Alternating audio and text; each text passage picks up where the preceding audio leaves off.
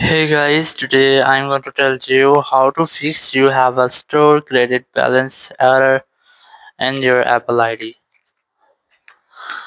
If you are using any Apple ID and you're having an issue that you have a store credit balance errors, let's see how can you easily fix that issue. First of all, you have to make sure that you have a stable internet connection, and then you have to make sure that you're not connected to any VPN. Open up your settings in general.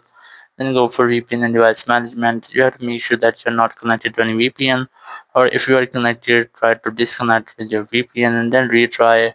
Or you have to try to update your software, because sometimes it might be that your software is not up to date and you can get these type issues. Or if you have all done but you're still having the same issues, now what you have to do, you just have to open up your Apple account from here and then select media and app purchases, select view account, and from here you have to simply change your country or region. And once you have changed, it almost fix your issue. Or if you are still having the same issue, you have to open the payment and shipping options from here, and then you have to delete your credit card or debit card from your Apple account. Once you have deleted, you have to re-add your debit card or credit card into your Apple account.